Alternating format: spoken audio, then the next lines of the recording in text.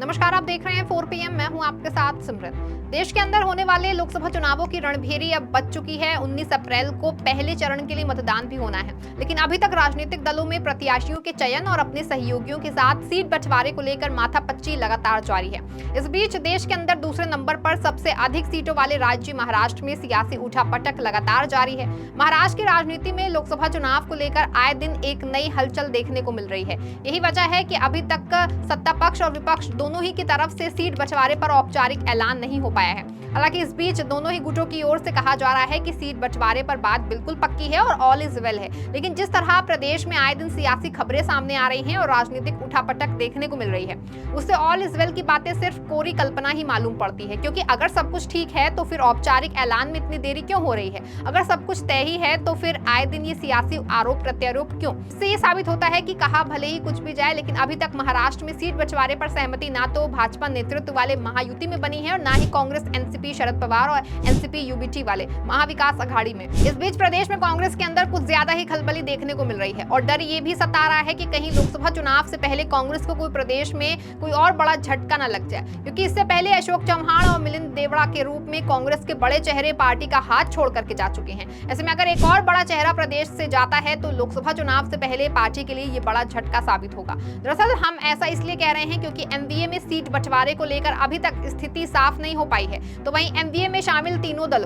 Congress, NCP, Sharad Pawar और Shiv Sena UBT के नेताओं के बीच जुबानी जंग भी जारी है। इसी बीच महाराष्ट्र में कांग्रेस का बड़ा चेहरा माने जाने वाले पार्टी नेता संजय निरुपम ने अपनी ही पार्टी के नेतृत्व को आड़े हाथों लेते हुए निशाना साधा है। दरअसल कांग्रेस नेता ने प्रदेश में पार्टी की स्थिति और गठबंधन में सहयोगी दलों के आगे झुकने को लेकर नाराजगी जताई है। संजय निरुपम ने कांग्रेस पर पूर्व मुख्यमंत्री उद्धव ठाकरे के नेतृत्व वाली महाविकास अघाड़ी की सहयोगी शिवसेना के सामने घोर आत्मसमर्पण करने का आरोप लगाया है। निरुपम ने कांग्रेस और शिवसेना यूबीटी पर तब हमला बोला जब उन्होंने 16 लोकसभा उम्मीदवारों की सूची की घोषणा की। इसमें मुंबई उत्तर पश्चिम सीट में शामिल थी, जिसमें वो निरुपम खुद लड़ना चाहते थे। संजय निरुपम ने कहा कि शिवसेना यूबीटी ने बिरहान मुंबई नगर निगम के कुख्यात खिचड़ी घोटाले के आरोपी और प्रतिद्वंदी शिवसेना सांसद गजानन कीर्तिकर के बेटे अमोल जी कीर्तिकर को मुंबई उत्तर पश्चिम से अपना उम्मीदवार बनाया है और एमवीए को पीछे छोड़ दिया है। सहयोगी दल कांग्रेस और राष्ट्रवादी कांग्रेस पार्टी आश्चर्यचकित है। संजय निरुपम ने आगे कहा कि मैं ऐसे खिचड़ी चोर उम्मीदवार का समर्थन नहीं करूंगा। उन्हें शिवसेना यूबीटी ने कांग्रेस पर एक तरफा थोप दिया है। निरुपम ने कहा कि हमें उम्मीद है कि कांग्रेस जो भ्रष्टाचार के प्रति उच्च नैतिक आधार अपनाती है, दागी उम्मीदवार अमोल कीर्तिकर के लिए ठाकरे के सामने अपना कड़ा विरोध दर्ज कराएगी।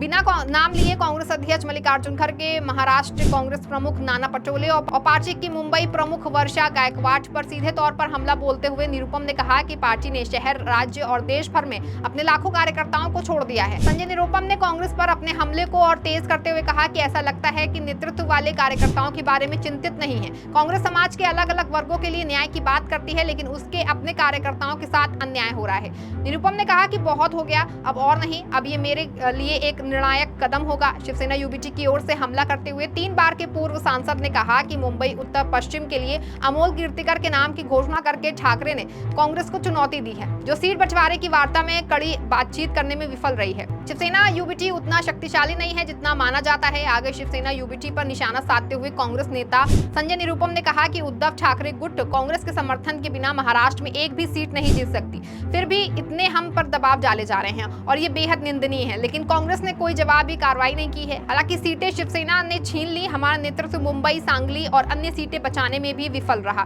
कांग्रेस नेता ने आरोप लगाया है कि उद्धव ठाकरे का कदम महाराष्ट्र में कांग्रेस को खत्म करने और मुंबई में उसे दफन करने के एक छिपे हुए एजेंडे का संकेत देता है। दोनों जगह यहां अतीत में दशकों तक इसका प्रभाव था। निरुपम ने बगावत का संकेत देते हुए कहा कि हमने काफी धैर्य दिखाया है, लेकिन अब और नहीं। मैं मुंबई नॉर्थ वेस्ट के लिए बुलाए जाने का इंतजार कर रहा था, जहां से लड़ने के लिए मैं उत्सुक था। मेरे लिए सभी विकल्प खुले हैं। मैं आने वाले सप्ताह में अगले कदम की घोषणा करूंगा। अपने लिए सभी विकल्प खुलने होने की बात कहकर संजय निरुपम ने एक बहुत बड़ा इशारा दिया है, जिससे निश्चिंत ही कांग्रेस आलाकमान में हलचल बढ़ी होगी। हालांकि संजय निरुपम के हमले के बीच कांग्रेस विधायक दल के नेता बाला साहेब थोराट सहित पार्टी के अन्य वरिष्ठ नेताओं ने मुंबई और सांगली सीटों के लिए उम्मीदवारों की घोषणा करने के लिए एसएस पर कड़ी विस्तृत व्यक्त की है। यहाँ अभी भी चर्चा चल रही है। थोराट ने गुजारिश करते हुए कहा कि शिवसेना को गठबंधन के सिद्धांतों का ईमानदारी से पालन करना चाहिए। अब भी समय है हैं, हमें उम्मीद है कि वे अपने फैसले पर पुनर्विचार करेंगे क्योंकि मामला दिल्ली में केंद्रीय पार्टी नेतृत्व तक पहुंच गया है। इसी तरह सीट बंटवारे की बातचीत सौहार्दपूर्ण ढंग से पूरी होने से पहले ही एनसीपी ने भी शिवसेना की ओर से घोषित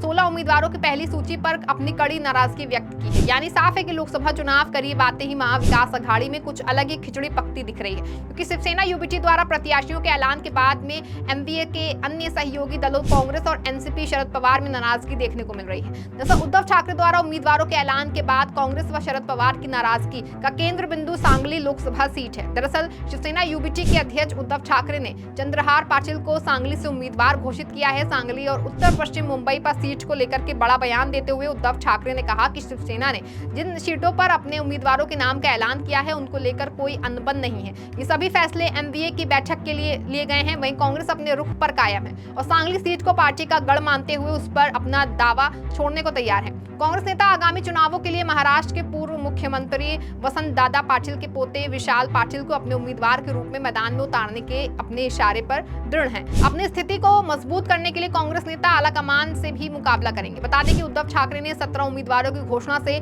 महाविकास अघाड़ी में असंतोष फैल गया है, खासकर सांगली लोकसभा सीट को लेकर। कांग्रेस नेताओं का कहना है कि चंद्रहार पाटिल की उम्मीदवारी पर आपसी सहमति नहीं थी। उन्होंने इस बात पर जोर दिया है कि कांग्रेस को सांगली सीट पर अकेले चुनाव लड़ना चाहिए। विशाल पाटिल सांगली लोकसभा क्षेत्र से चुनाव लड़ने की पूरी तैयारी में है। वे पिछले कई दिनों से तैयारी कर रहे हैं। उन्होंने इससे पहले 2019 का लोकसभा चुनाव लड़ा था, हालांकि उन्हें हार का सामना करना पड़ा था। इस बीच विशाल पाटिल महाराष्ट्र के पूर्व मुख्यमंत्री हैं। वो वसंत दादा पाटिल के पोते हैं। कुछ दिन पहले बीजेपी नेता चंद्रकांत पाटिल ने विशाल पाटिल को बीजेपी में शामिल होने का ऑफर दिया था, हालांकि उन्होंने साफ इनकार कर दिया था। यानी साफ है कि एक और लोकसभा चुनाव करीब आता जा रहा है, दूसरी ओर महाराष्ट्र में अभी तक सीट बंटवारे पर सहमति ही नहीं बन पाई है। लेकिन अब शिवसेना यूबीटी के द्वारा उम्मीदवारों के ऐलान के बाद से महाविकास अघाड़ी में मचा असंतोष विपक्षी गठबंधन और पूरे विपक्ष के लिए मुश्किलें खड़ी कर सकता है। फिलहाल देखना यह है कि क्या एमपीए सहमति बना पाती है और कब तक सीटों का बंटवारा होकर इसका औपचारिक ऐलान किया जा सकता है। फिलहाल के लिए इस खबर में बस इतना ही। तब तक के लिए आप देखते रहें 4 PM। धन्यवाद।